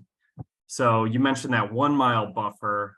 I wonder if that very short list, you know, can become like your priority beaches, or you could take another approach and look at actual water quality and exceedance rates. So beaches with exceedance rates that are serving a disadvantaged community maybe are prioritized. So yeah, I was just thinking there needs to be some type of prioritization, because I think if you did this for the entire Southern California coast, like, you know, probably most of it is going to be included in one of those buffer zones. Yeah, so that's something we're actually trying to figure out right now. We've been meeting with all of our regional coordinators and all this like beach program state managers to get a deeper feedback, right? Because I do have to say, right, so for the 1 mile buffer, we looked at it and like way less beaches showed up as like serving disadvantaged communities. Like most places just had like really wealthy areas, so there wasn't really like, there may be like 100 or a couple hundred beaches out of like the 6,500 national ones. I haven't looked exactly like how, yeah, but that wasn't super helpful. What we're starting to look at more is, right, like how benefits are distributed across beaches, so get a bigger sense of like the variance and make sure that it's like there's not like one beach that's has like a ton of the monitoring and it kind of like skews the data.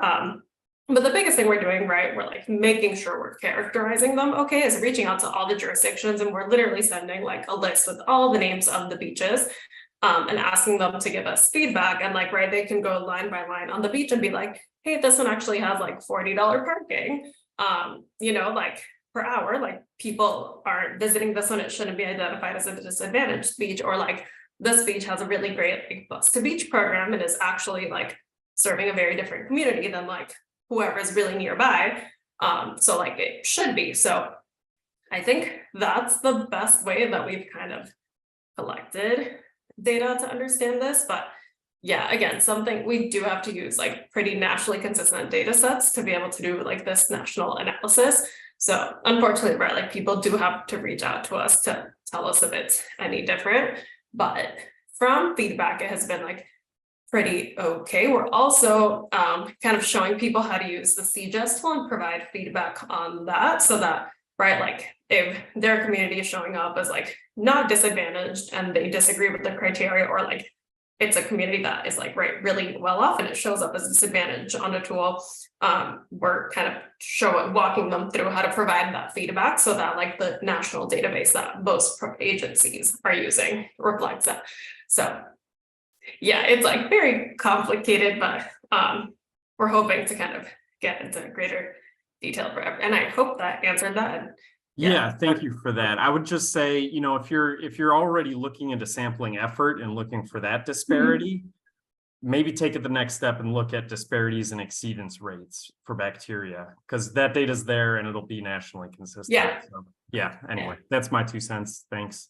Yeah, thanks, Luke. And that's we've heard some similar feedback because we did get some feedback from you know, the California counties and like for example, San Diego pointed out that several beaches were included as disadvantaged. And you know, I looked at the map more specifically, and you know, in those cases, kind of like what Andrea was showing, you might get a clip of a community that was classified, and it's very binary. It is binary. It's either yes or no, and everything else around it is not classified as disadvantaged, and yet that's just how it works. And so this is exactly why we are reaching out, because we need to hear this kind of feedback about where this method doesn't really capture what's happening.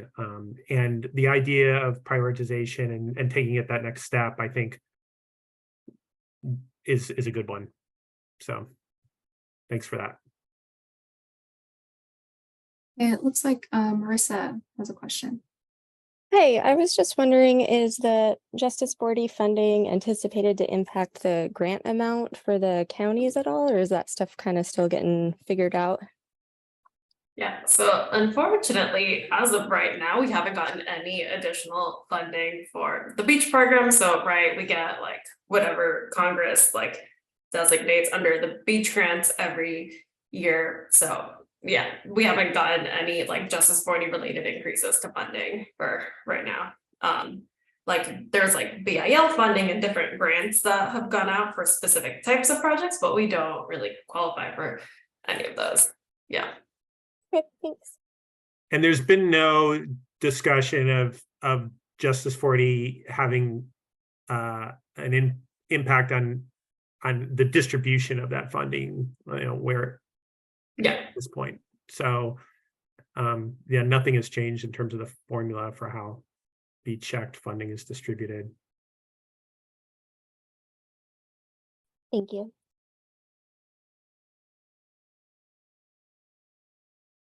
All right, do we have any other questions? We have, yeah, we're still ahead of schedule. So feel free to chime in or raise your hand.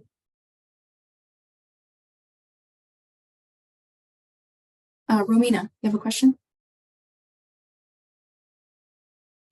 Yes, I just wanted to reiterate to Eric and to Andrea, yeah, especially with the Justice 40. In San Diego County, every beach was an affluent beach in terms of socioeconomics, but in terms of contamination and in terms of people that come into the beaches on a weekly basis, which our beaches are used year round, almost every beach was a Justice 40 beach. So we kind of need to figure out a way to bring those two variables together, because I have, you know, a beachfront house in Carlsbad that is costs $15 million, or in Coronado that lot costs $25 million, but at the same time the beach in Coronado has been closed pretty much since the beginning of the year. So we have this huge dichotomy in San Diego County that I wish when the conversations happen, it's taken into account. And that's it. That's all my comment. Yeah, no, thank you for that. Yeah, and that's right, like what we're hoping to get from feedback, and hopefully we can expand opportunities for feedback at like more local levels to be able to get those like specific beach related things that we don't capture at the national level. Yeah, and my guess is we probably aren't, you know, this is gonna, like Andrea said, it's a iterative process. And so this is the big first step. And I have a feeling we'll be refining this as time goes on. And it looks like Diane has a question as well. Here. I was just reiterating what Luke and Romana said for San Francisco. You know, you have the wealthy looped in on our coast too. And, you know, as most of you know, San Francisco is only 7 by 7 miles and we're on a peninsula. So, yeah, so but it sounds like you're undergoing the prioritization. So hopefully that will wash out. Yeah, I was very interested in San Francisco. I looked at why, and you know, there's I did too, Eric. Yeah, there's a few small census tracts in like out in the Richmond, and yep, you said it's 7 by 7 miles, so that pretty much that 5 miles is going to cover the whole peninsula there. So yep.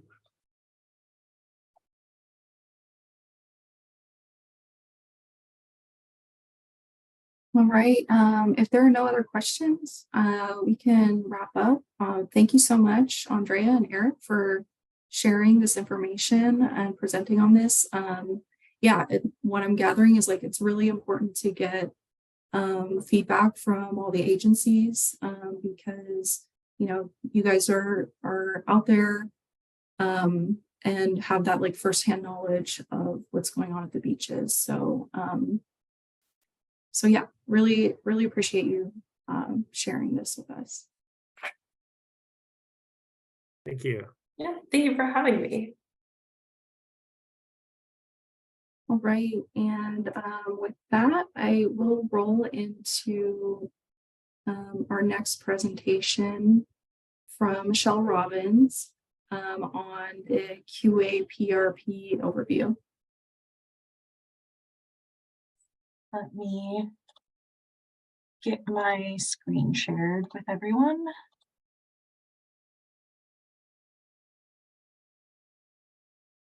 Okay, can you see that? Yeah. Perfect. Okay, so good morning, everyone. I'm Michelle Robbins, the technical contact for the beach program, and currently working on the quality assurance program plan. At last year's water quality work group meeting, we held a discussion amongst the local agencies regarding quality assurance procedures within the beach program And today we wanted to provide you with a little update on the current program plan as well as the upcoming changes. So first, I will briefly review the data quality goals and phased approach that the State Water Board provided to the US EPA in 2022. Then I'll provide an overview of the document that came from phase 1, which all local agencies should have received via email at the beginning of the year. And lastly, I will touch upon the changes that will occur during phase 2 and the tentative schedule we are aiming to follow.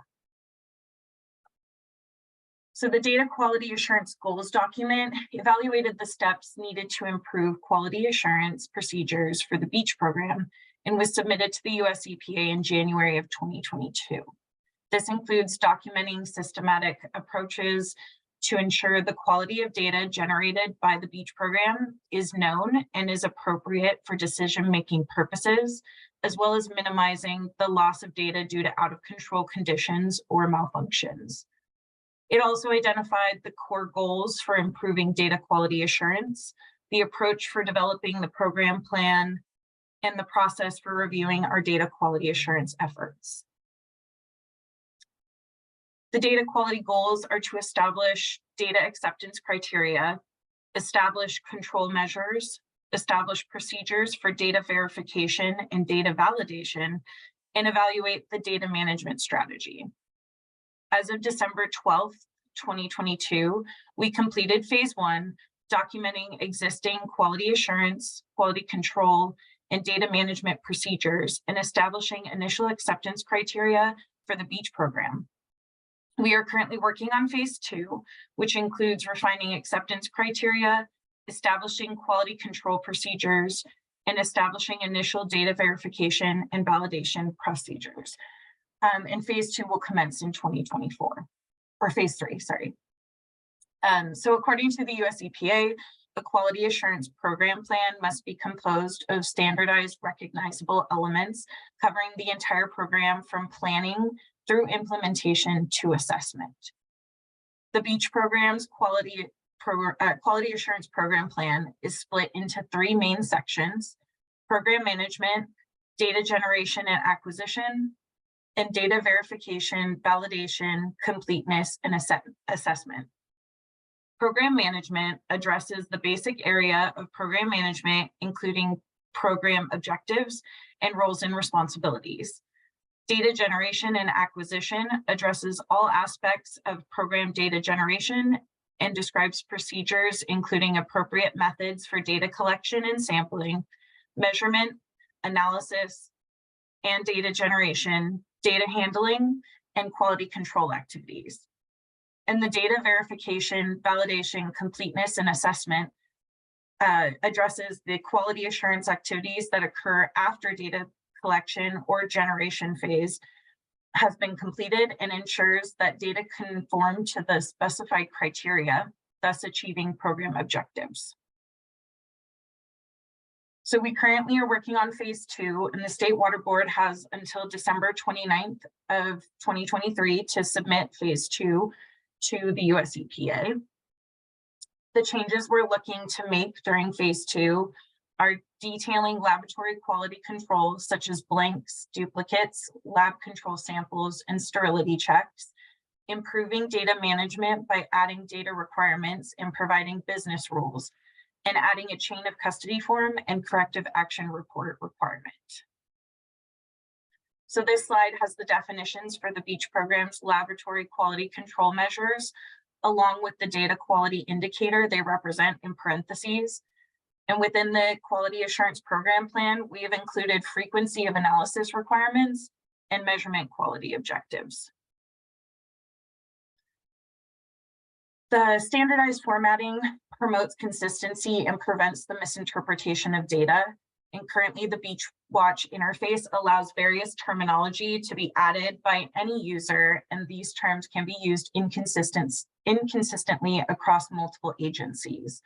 Additionally, Beach Watch does not require quality assurance or quality control data to be submitted to determine precision, accuracy, or bias. So the columns highlighted in light blue are new fields. Some of the data columns will also have a controlled vocabulary list to avoid misinterpretation of data. And any values outside of the controlled list will not be accepted by Beachwatch. Filters and logic rules will be used to ensure accurate data entry.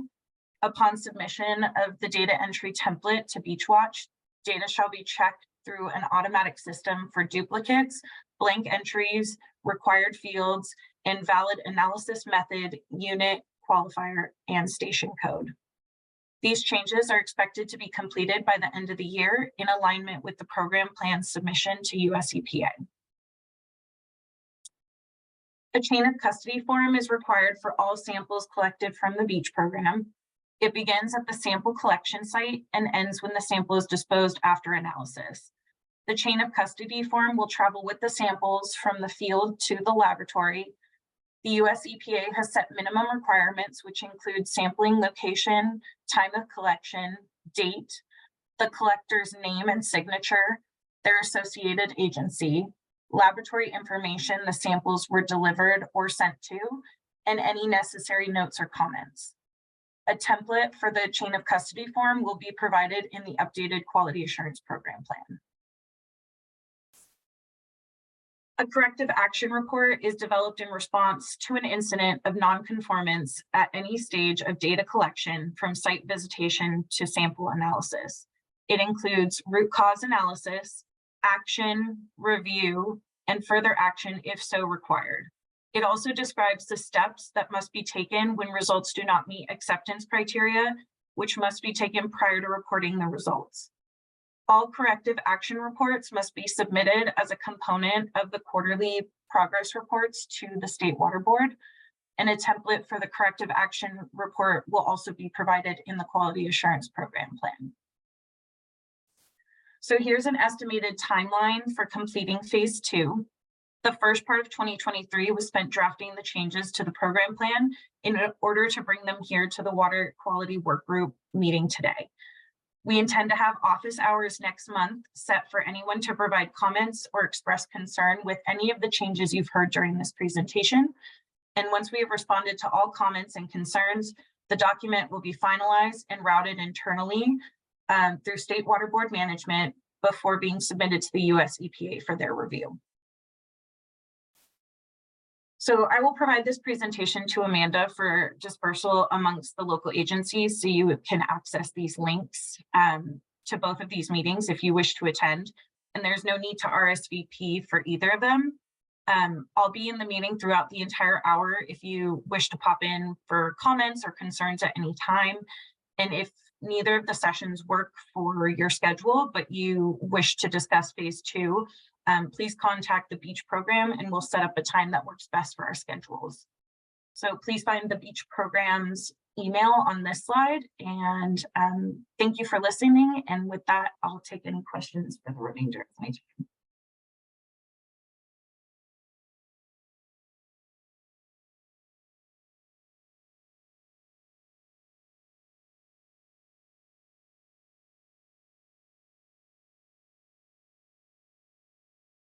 Marissa, you have a question? Hi, yeah, I was just curious regarding the chain of custody. You mentioned it would begin at sample collection and end when the sample is disposed. I guess normally on our end, it kind of ends with the sample being dropped off. So what would that documentation look like? I guess we would need to request something from the lab when the sample is disposed. Yeah, so we would hope that you would take the template. The template has a spot for the laboratory to fill out itself, and then they would provide that to you when they provide the results to you. Okay, gotcha. Thanks.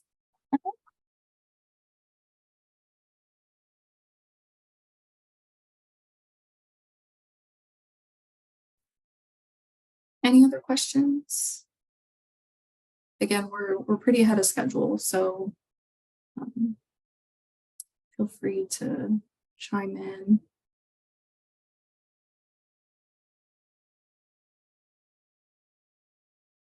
All right. Well, if there's nothing else, then yeah, as Michelle said, she'll send this the PowerPoint to me, and I'll share those office hour times with everyone. Thank you, Michelle, for giving us an update on this. Thanks, Amanda. All right, we are way ahead of schedule today. So I'll go ahead and wrap us up. There were a few things on my mind kind of as we were going through today. First of all, I just wanted to say thank you to all of our presenters. So Shannon, Quigley Raymond, and Clint Boshin from Tetra Tech, thank you so much for presenting. Eric and Andrea from US EPA, thank you for sharing, and also thank you to Michelle as well. And then a lot of you mentioned that this was your first meeting today, so I'm really glad you can join us, and I hope that you got a lot out of it. And if you have any follow-up questions, feel free to reach out to me at any time. And I mentioned earlier I was going to provide some links to you guys, so I want to do that now.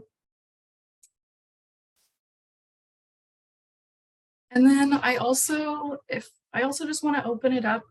If anybody has any questions or anything they want to bring up before we wrap up for the day, please feel free to just either raise your hand or type something in the chat.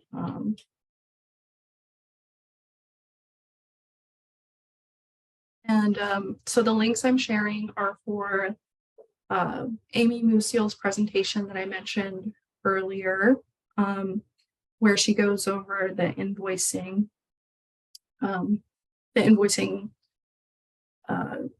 procedures and how to fill out those documents, and then also the work group sign up link as well. So, all right, well, if nobody has anything they want to raise or discuss, we can wrap up. I will send you all the presentations that we saw today, and our next meeting will be in November. And I'll send out details probably about a month prior. One thing that was brought to my attention was that Monday and Tuesday meetings don't typically work because a lot of people are going out and doing monitoring on Mondays and Tuesdays. So for future meetings, I'm gonna make sure I schedule for like Wednesdays and Thursdays so that it's easier for everybody to show up. And so I just wanted to mention that. All right, well, thank you everyone for attending today. I really appreciate you all being here and being active participants, and I'll see you at the next one. Thank you, Amanda. Thank you. Thank you. Thanks. Bye, everyone.